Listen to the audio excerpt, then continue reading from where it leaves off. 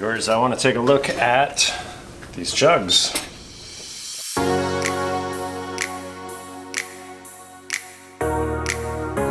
I'm going to set one aside.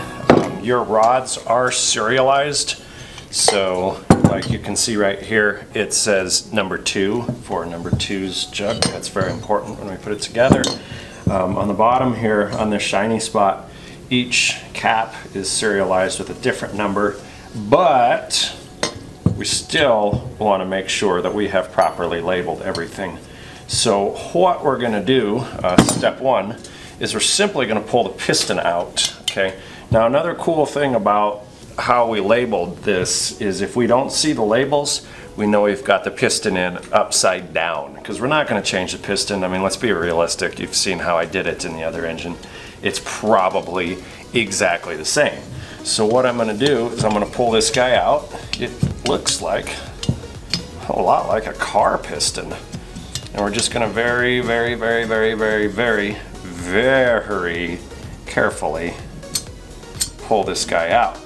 Now you can see Honda did a big no-no, and they lined up their 2 ring end gaps together, so that's no good.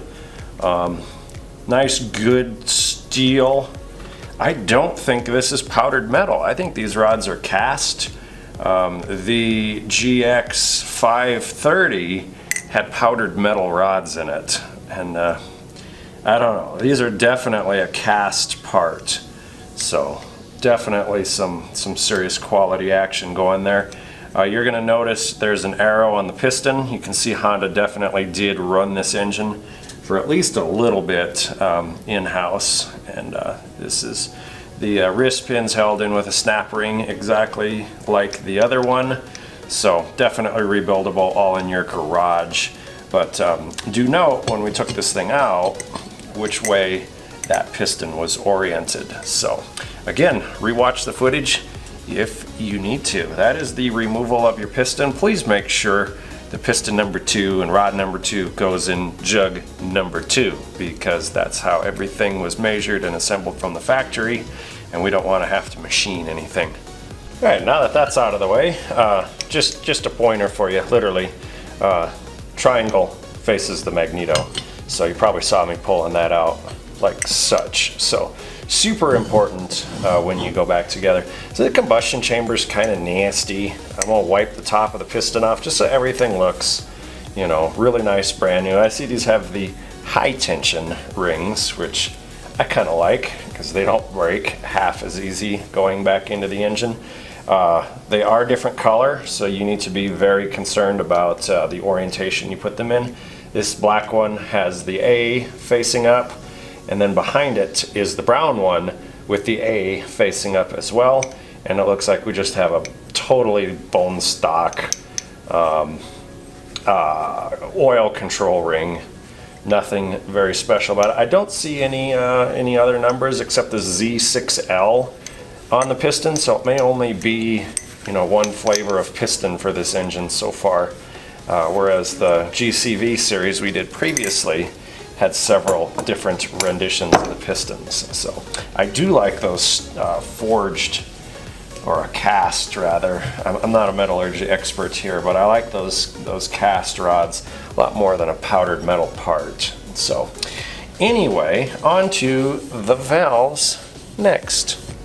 What we're going to do on the valves, we're simply going to push the rocker arm pins out. We're going to set those aside.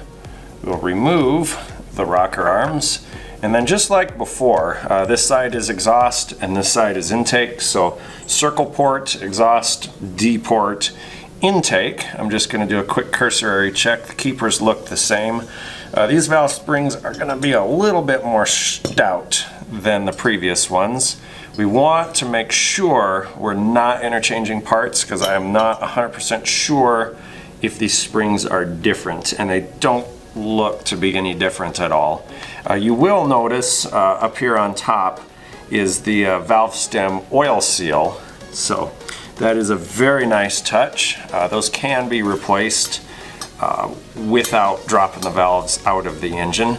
So there is a green, I don't know if it's Vidon or what exactly the material is, on each side. So I'm going to go ahead and push the valves down, into the cylinder. They have to be different, right? And once that's done, oh yes, I see. So nice valves. So you can definitely see the size difference here between the valve. This one's most obviously the intake valve, and this is definitely the exhaust valve. So I'm gonna go ahead and clean this up. I'm not gonna valve lap my engine. I mean, maybe you should, but I've got instruction on how to do that for the last engine. So I will have you guys do that. I will save you the time of having to watch it in the video. We'll get everything cleaned up nice, and then we'll put her back together. That was easy. There you got it, folks. That excuse me, marks the halfway point. My engine block is all cleaned up. My jugs are clean. Chunks of RTV are blowing out good. Compressed air, all of that stuff. So everything's looking good. This marks the point where we can begin reassembly. Make absolutely sure you've ran compressed air through this hole here where the oil pump pushes lube up, and through this hole here, and then this hole here in the crankshaft. This one here is pretty much just a straight through back down to the crankshaft. So that way we're not pushing chunks of RTV, you know, into the lubrication system on this thing. So yeah, there you go. Thanks for watching. See you next time.